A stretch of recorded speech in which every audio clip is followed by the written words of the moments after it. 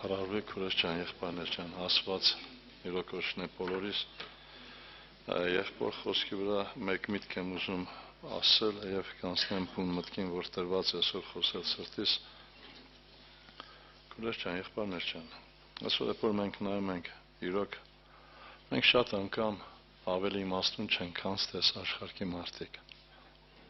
Ամենակարճ Տիրոջ խոսքը Տերը հորդորեց ասելով հետեւյալը. Օծերի պես խորակ է տեղեկ եւ աղավնուների պես միամիտ։ Աղավնին աղավնու հետ միամիտ է, խորակ է չէ։ Մենք այսօր շատ անգամ որպես հարազատներ իրար հետ խորակիտություն ենք բանեցնում, բայց աշխարհի հետ էսպես չէ։ Ասո նպատակը հետեւյալն է, որպեսզի ես եւ դու կարողանանք իրոք ժառանգել հավիտենական կյանքը։ Անիրավ տնտեսի այդ գործնոյությունը չէ, որ Աստված գովեց, այլ իրեն մտածելակերպը։ Այսօր քուրեշչան, եղբայրներ ջան, Աստված ուզում է, որպեսզի ես եւ դու կարողանանք այդ ճկունությունը ունենալ։ Աշխարհի մարդկանց հետ մեկ ուրիշ սև ենք, լինում է պարակա, մեկ ուրիշ սև ենք նայում, հոգևորների հետ մեկ ուրիշ։ Սա ասուն հաճելի չէ։ Աղավնին աղավնու հետ միամիտ է։ Այսինքն մեկ միտք։ Թող Տիրոջ անունը փառավորվի եւ հետեւյալը լինում է պարականներ, երբ որ քարոզի մեջ եղբայրն ինչ-որ բան ասում են, մարդիկ վերցում են ընդամենը մեկ միտքը։ Այսօր իրոք հարցը ամեն մեկի սեողված, մենք ում ենք։ Բոլորիս պատասխանը մեկն է, որ մենք Աստծուն ենք։ Լավ հարց, եթե ես եւ դու Աստծուն ենք, մեր ունեցվածքը ումն է։ Այստեղ մենք շատ անգամ կարող ենք ասել նույնը, որ Աստծուն է, բայց ինչ կերպ ենք օգտագործում։ Ինչքան անգամ ասել եմ, սա ասված թոների, որից է մեկին ամաչացնելու համար չէ։ Երբ որ քո անհավատ բարեկամը կամ անհավատ թորնիկիդ ամուսնացնում ես, ինչքան գումար կամ ինչ նվեր ես տալիս։ Եղել է, որ թորնիկիդ ամուսնացնես, երկար ժամանակահատված սպասել ես, որ թորնիկդ պիտի ամուսնանա, կամ տղայիդ ես ամուսնացը, հարց եմ տալիս, մի հատ գալիս ասում ես Աստված քեզ օշնի անցնում ես առաջ։ Իհարկե ոչ, մի հատ լավ նվեր կառնես։ Այդպես է թե չէ։ Բայց հարց եմ տալիս, երբ որ եկեղեցու մեջ մեկ ամուսնանում է, ինչ ենք անում։ Այսօր մենք խոսքով ենք սա ասում, թե մեր ունեցվածքը Տիրոջն է։ Երբ որ ես հասկանամ ամենակալ Տիրոջ խոսքի հիմքը, այդպես կանեմ։ Եվ լինում է պարակա, որ տունում են քարոզից մեկ միտք, եղբայրը այսպես ասեց, այո, այդպես ասել է։ Երբ որ մենք նայում ենք, Աստծո խոսքի մեջ գրված է, որ պիտի կանգնես որպեվայրու կարիքավորի կողքին։ Սա է Աստծո պահանջը ամեն մեկիցս։ Հիշում եք Հիսուս ինչ ասեց. «Բանտում էի չայցելեցիք, սոված էի հաց չտվեցիք, ծարավ էի ջուր չտվեցիք, մերկ էի չհագցրեցիք, եւ ինչ էր ասում, փոքրերից մեկին արած ինձի արած»։ Սա օրենքն է, Աստծո է, բայց հիմա հարց եմ տալիս, այսօր կա նաեւ մեկ ուրիշ օրենք, որտեղ որ ամենակարասվածին ձև քեզ սորացնում է։ Եվ սա օրենք է, Աստծո խոսքն է, որը երբեք չի կարող փոփոխվել։ Աստծո խոսքի մեջ գրված է. «Տվողին կտրվի»։ Այսօր մեկը չի տալիս, ինքը պահանջում է, եղբայրս, քույրս, Աստված երբեք իրեն խոսքի հետևից ներողություն, խոսքը երբեք ներքև չի գցում, իր խոսքի հետևն է կանգնած, որպեսզի կատարվի։ Մի շատություն դարձեք, Ղուկաս ավետարան 21-րդ գլուխ առաջի համարից կարտակ, այնտեղ գրված է մեկ որպեվայրի կնոջ մասին։ Գրված է, որ այս որպեվայրի կինը իրեն վերջի ունեցվածքը տվեց, 2 լումա։ Հարց եմ տալիս, չգիտեմ, չեմ այդ ձևի ուսումնասիրել, թե 2 լումայով ինչ կարելի էր գնել։ Իրեն վերջի ունեցվածքն էր, հետաքրքիր, ինչի գցեց, որն էր գցելու պատճառը։ Ես հավատում եմ հետևյալին, այս որպեվայրին հավատում էր հետևյալ մտքին, Աստծո խոսքին, որ տվողին կտրվի։ Ինչ որ ցանես, այն էլ պիտի հնցես։ Եթե մեկն ես տվել, Աստված 100-ը կտա։ Միշտ մեր մամիկոն եղբայրն ես ասում, եթե Աստծո տան վրա մեկ քար տնես, Աստված քո տան վրա 100 քար կտնի։ Հիմա հարցը հետեւյալն է, քույրս, եղբայրս, ինչի համար ինչ չի տրվում, որն է պատճառը։ Որտեվ չեմ տվել։ Ուղղակի այսօր պահանջել եմ։ Լինում է պարակա, որ մարդիկ միայն պահանջող են։ ուշադրություն դարձեք, որպես վայրի ամուսին չուներ։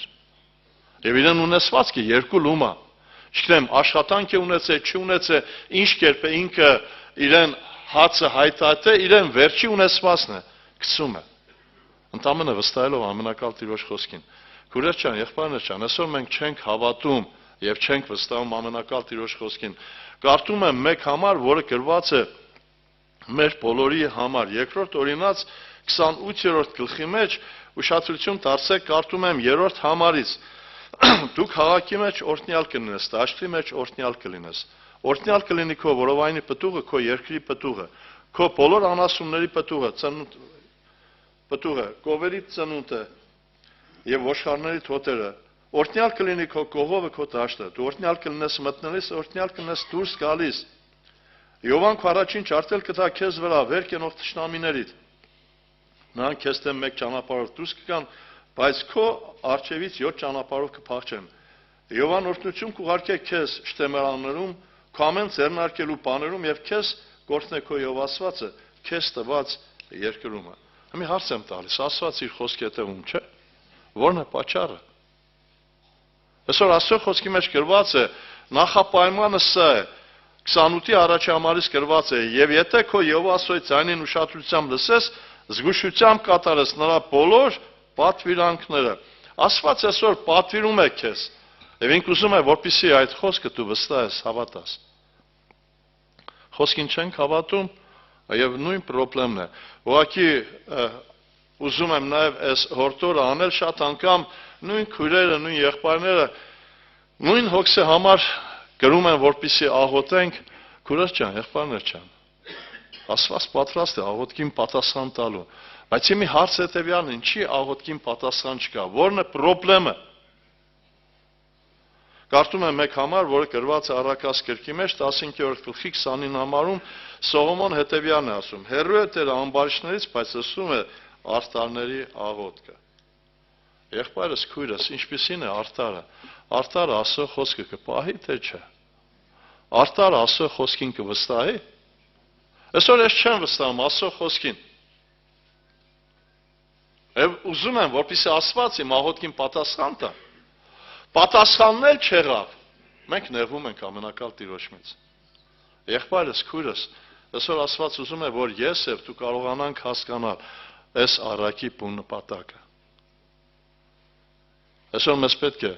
որ կարողանանք իրոք խորակետ լինենք։ Աստված այդ իմաստությունը տվել է։ Եվ ես շատ անգամ հիշում եք, այդ մասին խոսում եմ, որտեղ որ ամենակալ Աստված իրեն թղթերի մեջ հիշեցնում է հետևյալ, որ Մովսես իր մոտ կանչեց անձնավորությունների։ Գրված է Մովսես կանչեց Բեսելին, Ողիաբին եւ ամեն սրտով իմաստուն եղողներին։ Հիմի հարցը հետևյալն է, այդ մարդիկ ինչ իմաստություն ունեն եւ որն էր պատճառը, որ անձնավորությունները եկան եւ Աստված այդ մարդկանց օգտագործեց։ Այնտեղ գրված է միտքը հետևյալ կերպ է ասում ամենակալ Աստված, որոնց սրտի մեջ Աստված իմաստություն դրեց։ Ում սրտի մեջն է Աստված դնում իմաստություն։ Շարունակության մեջ գրված է, որոնց սիրտը փափակեց գործի մտնել եւ գործե նրան։ Հիմի հարց եմ տալիս.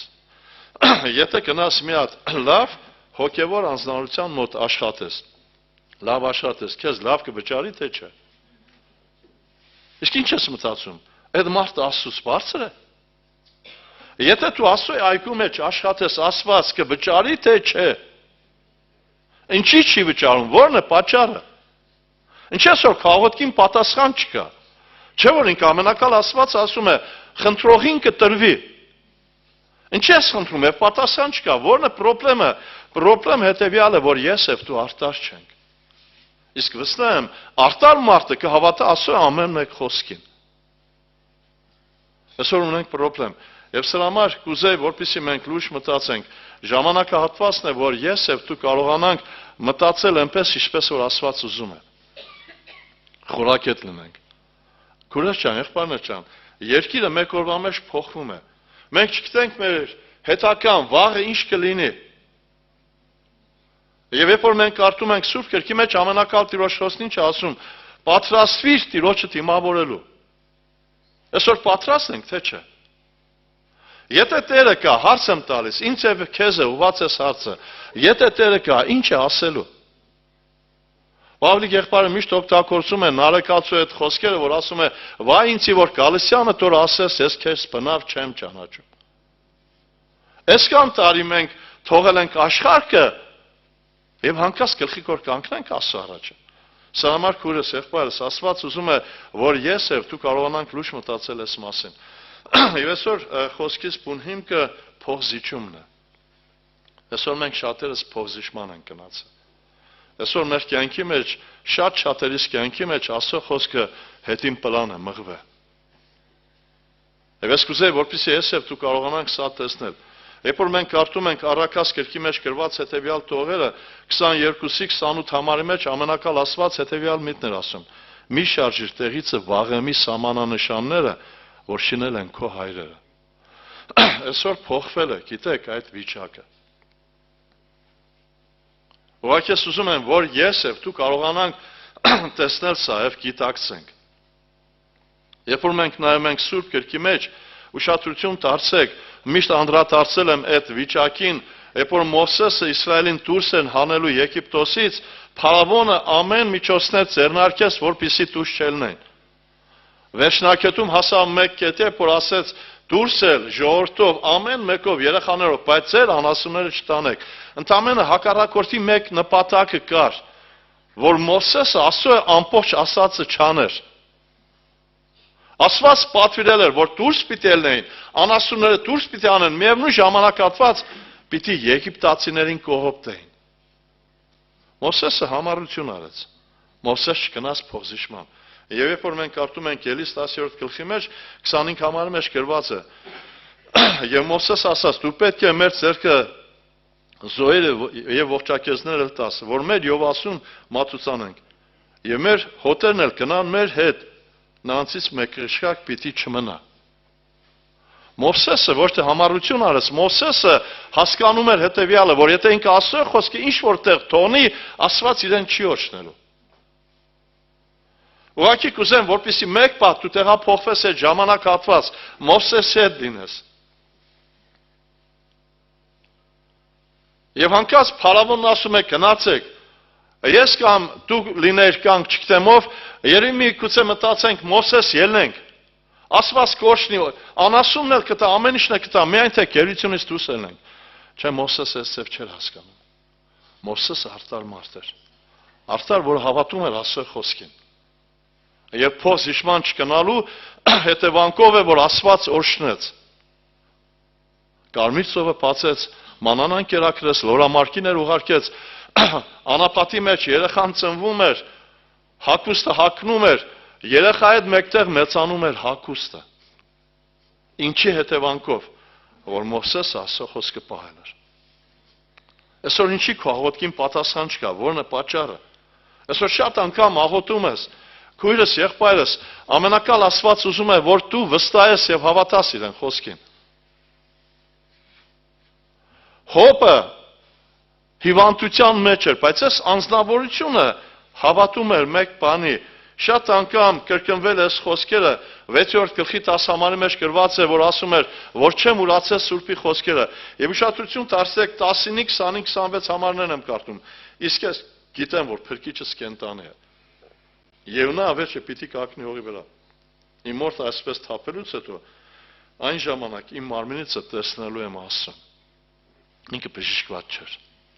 բայց ինքը հավատում էր սա։ Քույրս, եղբայրս, այսօր Աստված ուզում է, որպեսզի ես եւ դու կարողանանք վստահել հավատալ։ Այսօր մենք փոխզիջման ենք գնացել Աստծո խոսքի վրայով։ Մենք շատ անգամ Աստծո խոսքը դնում ենք մեկ կողմ։ Սիրելիս, քո կյանքի մեջ օրհնություն բերող ամենակալ Տիրոջ խոսքն է։ Եվ երբ որ մենք կարդում ենք Սուրբ գրքի մեջ, Պողոս առաքյալն ինչ էր ասում, որ խոսքը բարձրանա եւ փառավորվի։ Միսակ Սեթրակ Ապետնակովը երիտասարդ կյանք չէին տեսել։ Եվ հանկարծ կանգնել են կրակի հնոցի առջև։ Դանել, որը նույն երիտասարդն էր, գիտեք։ Հրովարտակ է ստորագրվել, որ որից է մեկ մարդ իրեն ասում մեկ ամսվա ընթացքում պիտի չփառավորի, պիտի չահոտի, չպիտի փառաբանի։ Բայց երիտասարդը ոչ թե լուսամուտները կոչեց, այլ բացեց դեպի Երուսաղեմ։ Ինքը փոզիշման չկնաց։ Այսօր մենք շատ անգամ փոզիշման ենք կնում, երևույթին մարդկանց սիրելիս, փոզիշման հետևանքով դու անարգում ես ամենակալ Տիրոջ խոսքը։ Եվ հարց եմ տալիս, եթե անարգում ես, Աստված աղոթքիդ պատասխան կտա։ Իհարկե ոչ։ Եվ Աստված այսօր ուզում է, որ մենք կարողանանք այդ հիմքի վրա հաստատուն մնալ։ Ուշադրություն դարձեք, Պողոս առաքյալը հորդորում է Տիմոթեոսին, եւ որն է հորդորի բուն նպատակը։ Կարդում եմ առաջի Տիմոթեոս 4:12 համարից. Ոչ ոք քո մանկությունը չանարգե, այլ օրինակ եղիր հավատացյալներին խոսքով, վարկով, սիրով, հավատքով, սրբությունով, միջև որ կա միտքը դիր կարտալուն, հորդորմունքին եւ վարտապետությանը։ Եվ 16-րդ համարի մեջ գրված է. զգուշ կաց անցիդ եւ վարտապետությանդ։ Եվ դրանում հարատևիր, որտեվ այդ անելով քո անցնել կապրեցնես, քեզ լսողներին է։ Այսօր փոխվել է իրավիճակը։ Վարտապետությունը սկսվել է մեկ կողմ։ Մենք ժամանակակից ենք։ Քուրս ջան, եղբայրներ ջան, Քրիստոս 3 այսօր հավիտյանս նույնը նաև իրեն խոսքը։ Ես այդ միտքը բազում անգամ ասել եմ, սովետական միության համար խոսում էր, որ սովետական միությունը ամենահզոր պետությունն էր, իրականում իրոք հզոր էր։ Եվ կապիտալիստական երկիրները ամեն ինչ արեցին, որպեսզի փլուզեին, ոչ զենքով կարողացան վախեցնել, ոչ որից մեկ բանով, մեկ անձնարարություն խելացի մոտեցավ։ Եվ ղեկավարների հետ հայտարարություն եղավ հետևյալը. կհանդիպենք մեկ դեպքում, երբ որ քո ժողովրդին տաս ազատություն։ Ազատություն տրվավ մեկ ժողովրդի, որը չկարողացավ այդ ազատություն օգտագործել, եւ այդ ազատության հետևանքով փլուզվեց սովետական միությունը։ Այսօր հակառակորդն ուզում է բերել աշխարհի այդ ազատությունը մտցնել եկեղեցի։ Հետաքրքիր է, Սողոմոն իմաստունը հազարամյա առաջներ հետևյալն ասում, մի շարժի տեղիցը Վաղեմի սամանանշանները, որ շինել են քո հայրերը։ Հիմի հարց հետևյալն է, ինչու համար հայրերը այս վարտապետությունը կամ այս միտքը բերել տվել են մեզ, որն է պատճառը։ Այսօր Հայաստանը ունի օրենքներ, բայց ամեն մեկտուն իրեն օրենք ունի։ Եվ նայում ես ծնողը խստությամբ երեխա հետ վարվում է, ինչի, որն է պատճառը, երեխային չի սիրում։ Իր նպատակը երեխային չկորցնելն է։ Տարիներ առաջ ես վկայել եմ Միացյալ Նահանգներում, ես այդ տուն եղել եմ, այդ եղբոր վկայությունն եմ պատմում, երեխան ծառից ընկել էր, աչքի տակը կապտել էր, չգիտեմ ինչ էր եղել, հիմի դպրոց է գնացել, այնտեղ դասատուները հասնում են ով է ծեծե, պապան թե մաման։ Մի 10 օր իրար հետևից էս ուսուցիչը ամեն կերպ ուզում է երեխայի բերանից դուրս գա կամ պապան կամ մաման։ 3 հոգով այդ սոցիալիստ գալիս են այդ եղբոր տունը, վերջ ասում են ով է երեխային ծեծել, ասում է երեխային ես չեմ ծեծել, երեխան ծառից ընկել է։ Եվ երկրորդը ասում է եթե ես երեխային ծեծածը լինեմ, իմ երեխան է, ես երբեք սխալ արած չեմ լինի։ Որտեղ Սուրբ Գրքի մեջ, երբ որ մենք կարդում ենք Սողոմոն իմաստունը 23-րդ գլխի 13-րդ համարից ասում էր. երեխային մի խնայիր խրատ, որովհետև եթե նրանք ավազանով ծեծես չի մեռնի։ Եվ վերջ Աստծո խոսքի վրա է գնում խոսակցությունը 3 հոգի են, 1 կին եւ 2 տղամարդ։ Այն կինը լաց է լինում, այն տղամարդն ասում է, եթե մենք վարվեինք Աստծոյի խոսքով, մեր երեխաներին չենք կորցնի։ Քուրես ջան, եղբայրներ ջան, այսօր մենք փոխզիջման ենք գնացել։ Այսօր հակառակորդի նպատակը այդ ազատությունը բերել մտցնել եկեղեցի, ազատություն փակագծերի մեջ։ Եբրայեցիս թղթերի մեջ հիշում եք, սա գրված է 11-րդ գլխի 35 համարի մեջ։ Կանայք իրենց մեռելներ ընդունեցին հարությունից, ուրիշները խիստ չարչարվեցան ազատությունը չընդունելով, որ լավագույն հարությանը հասնեն։ Այսօր աշխարհը ինչ ազատություն է տալիս։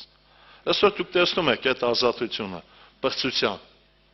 Լինում է պարակայ, որ խոսում ենք, ասում ենք, մեր ժամանակ հատվածում այս ծևի բան չկար, կար նամուս, կար թասիբ, կար մաքրություն, կար վախ կամ չգիտեմ հարգանք, ամեն ժամանակ հատված բղծություններ եղել է։ Ինչի չեն երևաց է, որովհետև հասարակությունը դեմ է եղել։ Բայց այսօր նայեք այս պղծությունը դուրս եկե, ինչի համար, որովհետև հասարակությունը դեմ չէ։ Քուրես ջան, եղբայրներ ջան, այսօր ամենամեծ խնդիրը մենք փող զիջման ենք գնացել Աստծո խոսքի վրայով, վարտապետության վրայով։ Եվ ինքը ամենակալ Աստված ուզում է, որպեսզի ես եւ դու այդ փող զիջման չգնանք, կարդամ մեկ համար ուշադրություն դարձրեք, սա գրված է մեր բոլորի համար։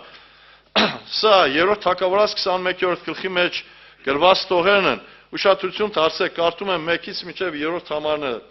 Այս բաներից հետո Եզրայելցի Նապոֆտը մեկ այգի ուներ Եզրայելում Սամարիայի թագավոր Ակապի պալատի մոտ։ Եվ Ակապը խոսեց Նապոֆտի հետ ասեց. «Տուր ինձ քո այգին, որ ինձ համար կանաչեղենի պարտեզ լինի, որտեվ նա մոտ է իմ տան կշտին, եւ ես քեզ մեծ այգի կտամ, նրա տեղը նրանից լավ։ Եթե հաճել է քո աչքին, քեզ նրա կինը արծաթ տամ»։ Եվ Նապոֆտն ասաց Ակապին. «Քավ լիցի, ինձ տերից է, որ ես իմ հայրերի ժառանգությունը քեզ տամ»։ Եղբայրներ, քույրեր, ուշադրություն դարձրեք, կարդում եմ Եսայի մարգարության 5-րդ գլխի մեջ գրված հետևյալ տողերը, որտեղ որ ամենակալ Աստված ինչ է ասում այգու վրայով։ Եսայի մարգարություն 5-րդ գլուխ 7-րդ համար, որտեղ զորած Տիրոջ այգին Իսրայելի տունն է։ Այսօր ինչ էր ուզում անել։ Վերցնել Տիրոջ տունը եւ դարձնել մեկ ուրիշ բան։ Ինչ էր ասում։ Դուր որպեսի կանաչեղենի պարտեզ շինեմ։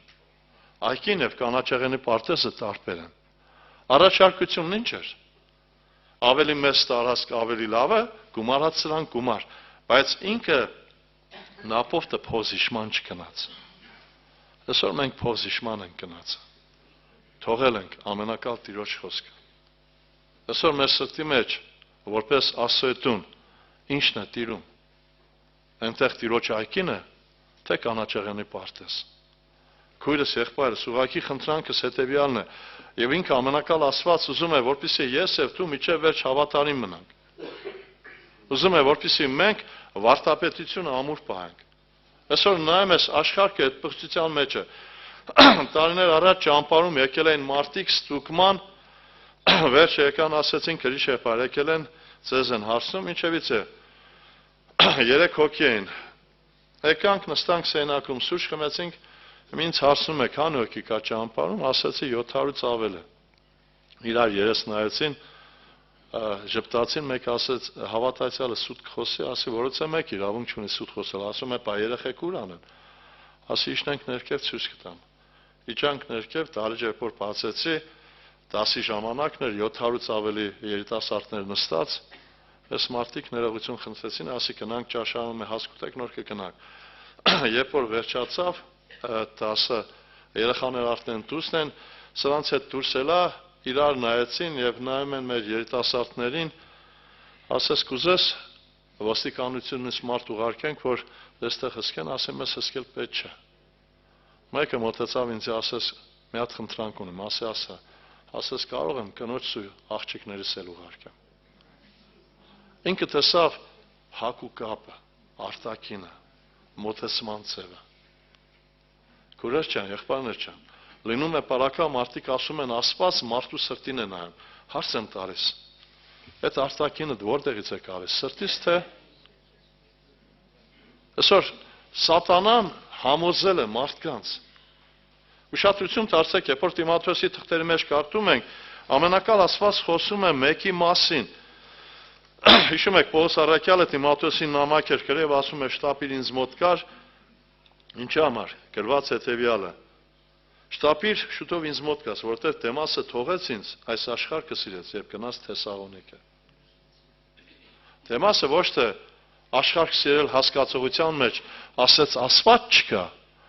ոչ աշխարհը մտցրեց եկեղեցի։ Եղբայրս, քույրս, ուղղակի խնդրանքս հետևյալն է, որ այսօր իմ եւ քո մեջ առաջնային լինի Աստծո խոսքը։ Դու որպես Աստծո տուն, Աստծո տաճար, Աստծո այգի, քո մեջ ամենաառաջնայինը պիտի լինի Աստծո խոսքը։ Այսօր Սատանան ամեն կերպեր բերում է մեկ վիճակի, որպեսզի Աստծո խոսքը առամարվի կամ ընկնի ներքև։ Ուղղակի մի հատ բան եմ ուզում ասել, Թաթոս եղբայրս սա կհաստատի, Եվրոպայում Միացյալ Նահանգներում այսօր մարդիկ միսը կիսահում են ուտում։ Շատերը մտածում են, թե մի ճաշակի հարցը, քիմքի հարցը, քիշեք առաջ անգամ ով որ զեյթունը կերել է, ինչքան տհաճ էր, չէ՞։ Կամաս, 1-2 արդեն հաճելի դառավ։ Սատանայի նպատակը ոչ թե կիսահումն է Աստծո խոսքի անկման վրայով էր, ապու նպատակ Աստծո խոսքը նսեմացնելու։ Աստծո խոսքի մեջ գրված է՝ միսը այրունով չուտեք։ Բայց այդտեղ համով է։ Քուրս ջան, եղբայրներ ջան,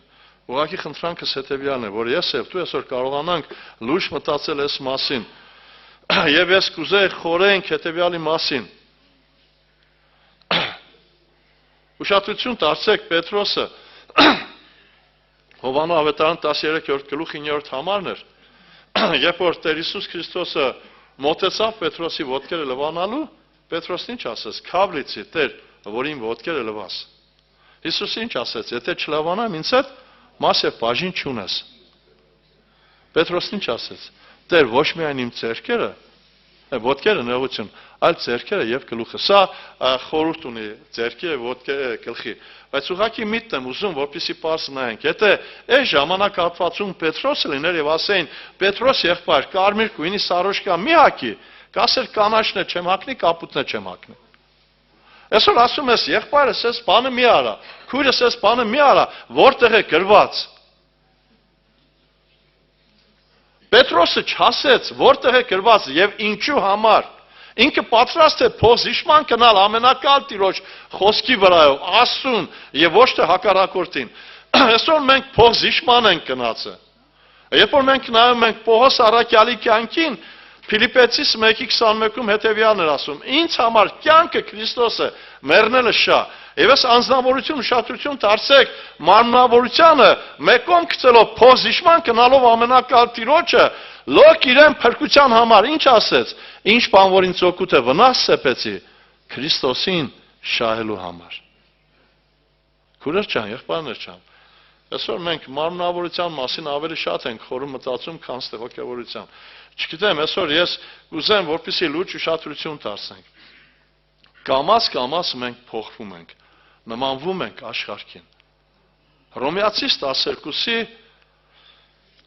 երկրորդ համարի մեջ գրված է. «Ինչ ասում ամենակալ Աստված, մի կերպարանվեք այս աշխարհի կերպարանքով, այլ նորոգվեցեք ձեր մտքի նորոգությամբ, որ դուք քնեք ինչն է Աստծո կամքը»։ Աշխարհի կերպարանք։ Առաջի հայացքից մեր այս խոսքը, որ մենք կարդում ենք, բոլորի առաջի մտածելակերպը հակուկապն է։ Հակուկապին էլ է վերաբերում, բայց առաջինը մտածելակերպի մասին է։ Մենք աշխարհի կերպես ենք մտածում։ Ուղղակի օրինակը կուզեմ տալ։ Երեխան ծնվել է, մեծանում է։ Երեխան եկեղեցի չի գալիս, ծնողը խնդիր չունի։ Բայց երեխան հակուս չունի, ծնողը խնդիր ունի։ Երեխան համալսարան չի ընդունվել, խնդիր է։ Ամեն բան անում է, գնում է արտակնած աշխատանքների, աշխատում է, մեղասու ծուր ճանապարհով երեխային համալսարան են ընդունել տալիս։ Բայց եկեղեցու մեջ չէ երեխան, սա իրեն համար խնդիր չէ։ Առաջնայինը դարել է աշխարհայինը։ Մենք ինչ ենք մտածում, եթե երեխան լավ ուսում ունենա, լավ կրթություն ունենա,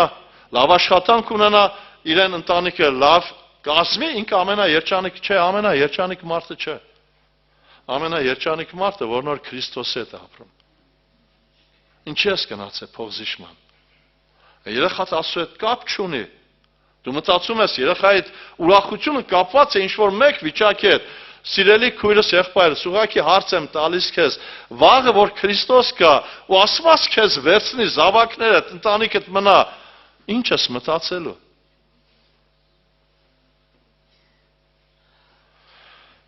Մի հատ եղբայր ունենք, ընդամենը մեկ հատիկ տղա ուներ։ Ճիշտ դաստիարակեց, վերջնակետում այդ երեխային սպանեցին, ողբում էր։ Թե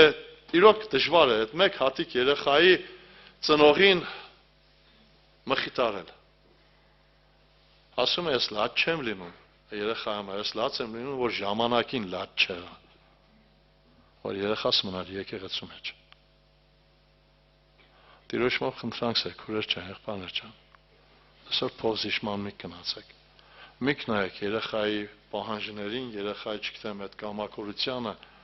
նայեք ամենակալ Տիրոջ խոսքին։ Ուղղակի խնդրանք եմ, մի փոքր էլ հակու կապի մասին եմ ուզում խոսել։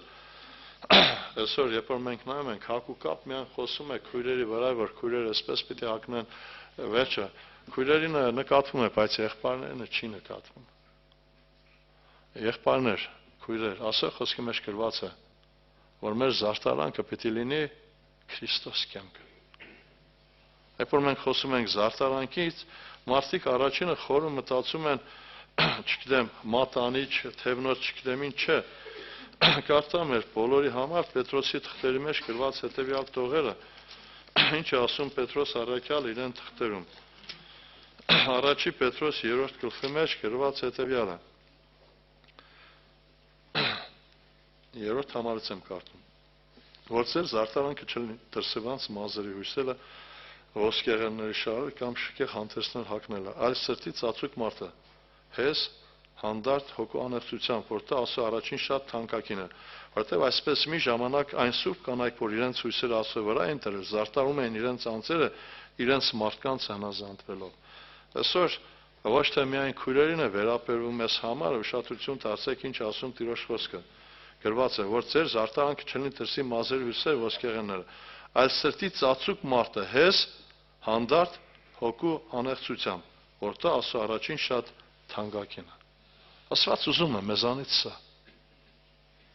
Քույրեր ջան, եղբայրներ ջան, Աստված ուզում է, որ մեր վրա Սուրբ Հոգու պտուղը լինի։ Աստված ուզում է, Կորինթոս եկեղեցու մեջ գրված է հետևյալը պարգևները։ Սա է զարդարանքը։ Լինում է պարակա, նայում ես ամենագեղեցիկն է հագել, գեղեցիկ մեքենան, լինում է պար, երբ որ խոսում են, ասում են այդ մարդու վրա, այս մարդու հոտ չի գալիս։ Ինչը մարդը հոտ ունի։ Այսինքն այդ վիճակը, նմանությունը կամ բնությունը քուրեր ջան, եղբայրներ ջան, մենք Քրիստոսի հոտն ենք։ Քրիստոսի գառները եւ Քրիստոսի հոտը, որ մենք անուշ հոտ պիտի տարածենք, որմունքը։ Մի հարց հետևյալն է, իմ եւ քո վրայից Քրիստոս հոտը գալիս է։ Իհարկե նաեւ արտաքինը շատ կարևոր է, քրիստոնյան ինչպես պիտի հագնի։ Այսօր աշխարհը լրիվ փոխվել է։ Ես որ շատ անգամ լնում եմ դրսերում, Փաթոս եղբայրը սա կա հաստի, Միացյալ Նահանգներում կանայք էսևի հագուշ չեն հագնում։ Գնացեք մեզ քաղաքները նայեք, կանայք լրիվ մերկ են, միայն մարմնի գույնն է փոխված, կանաչ, կարմիր, սպիտակ։ Միացյալ Նահանգներում այնտեղ էլ կանայք հագուստները հագնում են լեն, սովորական, ոչ թե ցայտուն երևացող, կամաց սա մտնում է եկեղեցի։ Քուրեր ջան, խնդրանքս է Քրիստոսին հաճելի կերպով գնանք։ Եղբայրներ, նույնը վերաբերվում է մեզ։ Մենք ամեն ինչով պիտի տարբերվենք, թե մեր հագուկապով, թե մեր շարժումով, ամեն տեղ պիտի երևա, որ դու Քրիստոս ես։ Ուշադրություն դարձեք, երբ որ մենք կարդում ենք մարգարության մեջ, ամենակալ Աստված խոսում է մեզ ամեն մեկի, Զաքարիա մարգարության մեջ, այս համարը բազում անգամ կարդացվել է։ Նայեք ինչ է ասում Զաքարիան ինձ եւ քեզ։ 8-րդ գլխի մեջ գրված է։ Կարդում եմ 23-րդ համարից։ Այսպես է ասում Զորաստերը, այն օրը կբռնեն ազգերը ամեն լեզուներից է 10 մարդ, այսինքն կբռնեն մեկ հրամարտիկ խանձ կասելով գնանք ցես հետ, որտեղ լսել ենք, որ Աստված ցես հետ։ Հիմա այսօր հարցը հետևյալն է. ինչից ելնելով, ինչ էին տեսը։ Տեսել էին այդ մարդկանց մեջ Քրիստոս կյանք, Քրիստոս զարդարանքը։ Ես էլ ասեմ ու վերջացնեմ, եղբայրները կշարունակեն, բազում անգամ ես միտքը պատմել եմ, մեր Կարուշ եղբոր, չգիտեմ, քերին էր թե հորեղբան էր, մահացե Կարուշ թատրոնի հետևնով էր, հորեղբան էր, մահացե մեքենաներով որ գնացինք, ասի եղբայրներ, հավատա, մեր քույր եղբայրներին չեք տանում գերեզմանատուն, որովհետև Մեքենա չկար, այնտեղ ասի միայն բարեկամներին։ Կակնած զրուցում ենք, մեկը մեքենայով էր, ասեց, ես գերեզմանատուն չեմ գնում։ Վերջը եղբայրները մոտեցան ինչի համար, պարզվա, որ Եհովայի վկա է։ Դե մերոնք է, որ մեկին բռնեն, ինչ կանեն։ 10 հոգով թափան էս մեկի վրա, ես չգիտեմ, որին պատասխան տա։ Կողքից մի հատ անձնարություն մոտեցավ, ինչ ասեց, տղեկ ջան, չգիտեմ դուք որ հավատքից եք, բայց երբ որ ես տնից դուրս եմ գալիս, միշտ աղոթում եմ, Կարապետի պաշտած Աստված, ինձի ողորմություն արա։ Տերը բոլորիս օգնի։ Այսպես պիտի խոսեն մեր մասին։ Թող Տիրոջ անունը